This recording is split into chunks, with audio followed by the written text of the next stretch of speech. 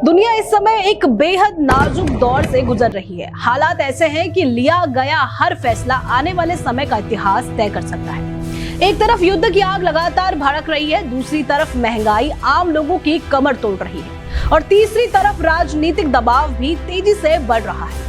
इन सबके बीच America, Israel और Iran के बीच चल रहा टकराव अब 1 महीने से भी ज्यादा लंबा हो चुका है। इसी तनावपूर्ण माहौल में बुधवार रात अमेरिका के राष्ट्रपति डोनाल्ड ट्रंप ने प्राइम टाइम पर देश को संबोधित किया। उनका यह भाषण करीब 19 मिनट का था, जिसमें उन्होंने कई बड़े दावे किए। ट्रंप ने कहा कि अमेरिका ने ईरान की सैन्य ताकत को काफी हद तक खत्म कर दिया है। उनके अनुसार ईरान की नौसेना और वायुसेना लगभग तबाह हो चुकी है और उसके बैलिस्टिक मिसाइल और परमाणु कार्यक्रम को भी काफी कमजोर कर दिया गया है।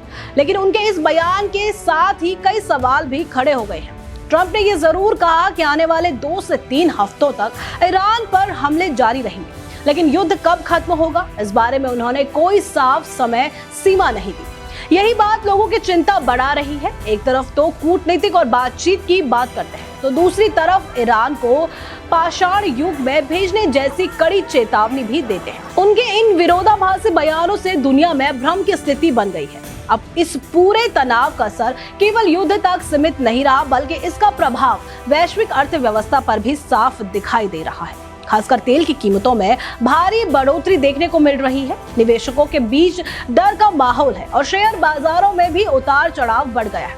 इस संकट का सबसे बड़ा केंद्र बना हुआ है स्ट्रेट ऑफ हॉर्मुज। दरअसल ये एक बेहद महत्वपूर्ण समुद्री रास्ता है, जहां से दुनिया का करीब 20% तेल और गैस सप्लाई होती है। इस जलमार्ग पर ईरान की मजबूत पकड़ है, जिसके कारण पूरी दुनिया की ऊर्जा सुरक्षा खतरे में पड़ गई है। अगर यहाँ कोई बड़ी रुकावट आती है तो उसका असर पूरी दुनिया की अर्थव्यवस्था पर पड़ सकता है। हालांकि ट्रंप ने इस मुद्दे पर जिम्मेदारी खाड़ी देशों पर डाल दी है। उनका कहना है कि अमेरिका को इस क्षेत्र के तेल की जरूरत नहीं है, इसीलिए जो देश इस पर निर्भर है उन्हें खुद आगे आकर इस समस्या का समाधान करना चाहिए। लेकिन उन्होंने ये साफ नहीं किया कि ये महत्वपूर्ण रास्ता कब तक सुरक्षित और खुला रहेगा, जिससे अनिश्चितता और बढ़ गई। अब बात करते हैं अमेरिका के असली लक्ष्य की, क्या वो पूरा हुआ है या नहीं। दरअसल अमेरिका का मुख्य उद्देश्य ईरान को परमाणु हथियार बनाने से रोकना था। ट्रंप ने भले ही सफलता का दावा किया हो, लेकिन विशेषज्ञों की राय कुछ अलग है। उनका मानना है कि ईरान के पास अभी भी यूरेनियम का भंडार मौजूद है, जो भविष्य में खतरा बन सकता है। इसके अलावा ईरान के कुछ मिसाइल और ड्रोन अभी भी सक्रिय हैं, जो इजराइल और खाड़ी देशों में मौजूद अमेरिकी ठिकानों के लिए खतरा बने हुए हैं। ईरान में सत्ता परिवर्तन की कोशिश भी पूरी तरह सफल नहीं हो पाई है। वहां के सर्वोच्च नेता अली खामनेई की मौत के बाद उम्मीद थी कि हालात बदलेंगे, लेकिन हुआ उसका ठीक उल्टा। अब वहां और ज्यादा सख्त और कट्टर नेतृत्व सामने आ गया है, जिससे हालात और ज्यादा जटिल हो गए हैं। अब इस युद्ध का असर अमेरिका के अंदर भी साफ दिख रहा है। ट्रंप ने अपने चुनाव अभियान के दौरान वादा किया था कि वे अमेरिका को विदेशी युद्धों से दूर रखेंगे, लेकिन अब वो खुद एक बड़े सैन्य अभियान का चेहरा बन गए। इससे जनता के बीच नाराजगी बढ़ रही है। महंगाई और पेट्रोल की बढ़ती कीमतों ने आम लोगों की परेशानी और बढ़ा दी है। ट्रंप ने सफाई देते हुए कहा कि बढ़ोतरी अस्थायी है और इसके लिए ईरान को जिम्मेदार ठहराया, लेकिन जनता इस तर्क से पूरी तरह संतुष्ट नहीं दिख रही।